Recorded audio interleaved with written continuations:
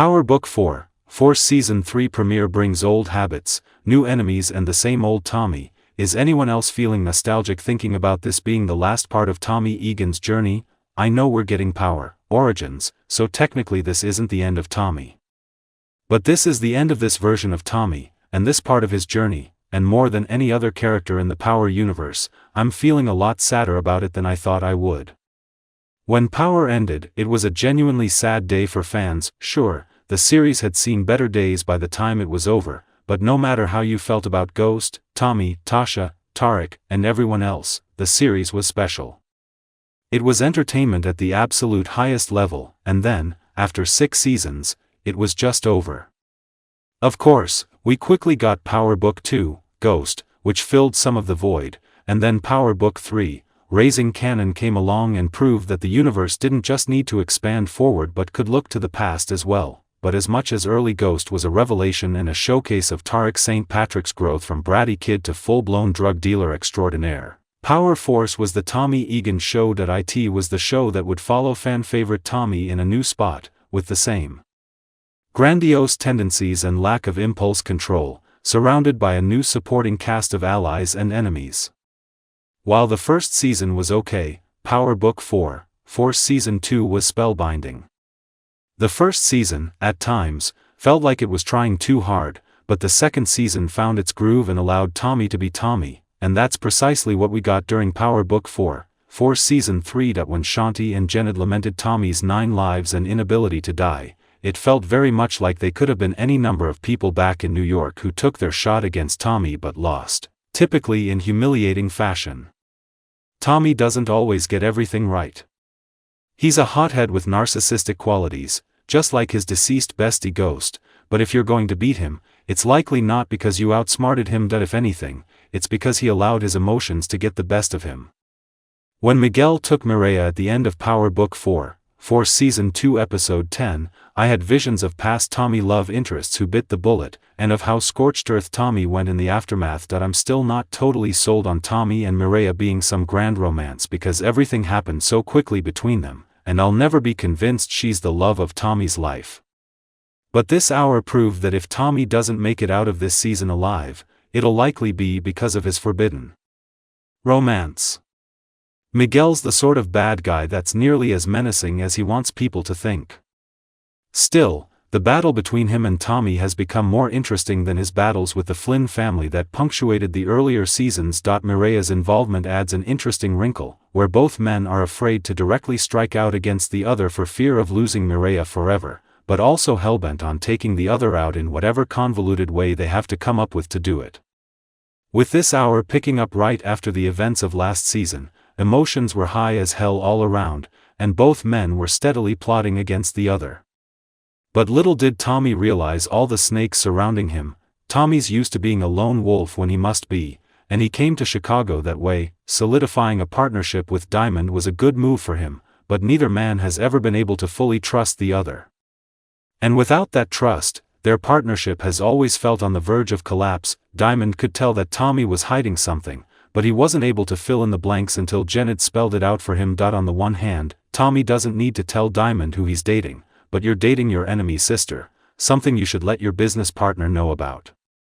Diamond had every right to be frustrated with Tommy, but it was all a little hypocritical considering Diamond had just given the go-ahead from Jened to kill Tommy's nephew. Side note, the minute Tommy finds out there's a price on D-Mac's head and everybody knows about it, but him, will be the day they all truly meet the man who killed Angela and Proctor, and lose not a minute of sleep over it, you would think. Considering the way Tommy escapes retribution at every turn, people would be less likely to keep things from him, but we see every week that's not happening. But the longer this hour played out, the more I began to wonder how long Tommy and Diamond can stay connected, because even after a pledge to be more honest, you know that Tommy won't be able to keep that promise. That he didn't intend to keep that promise when he said it. Tommy's primary focus has always been on becoming the biggest connect in Chicago.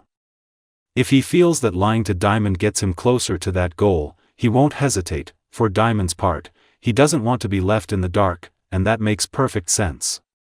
But it's also not as if he doesn't have his own ambitions and goals in sight. I don't think Tommy and Diamond are using each other, but they've just never been able to trust one another in the way you need to trust someone to have your back in this game. they were never going to be Ghost and Tommy at their peak, or even Tarek and Braden. Instead, there's some third thing, where had they met earlier in life or under different circumstances, maybe had a chance to run things, but alas, they're both in this partnership in name only, not in loyalty.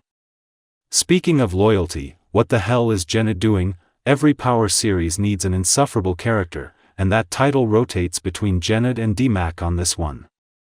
However, since Jennad got clean and has been more level-headed, his jealousy has simmered down, and I can see much better where he's coming from and what he's about. That he held down CBI for years, and he wants the respect he feels he's due from a city he loves and has given a lot to.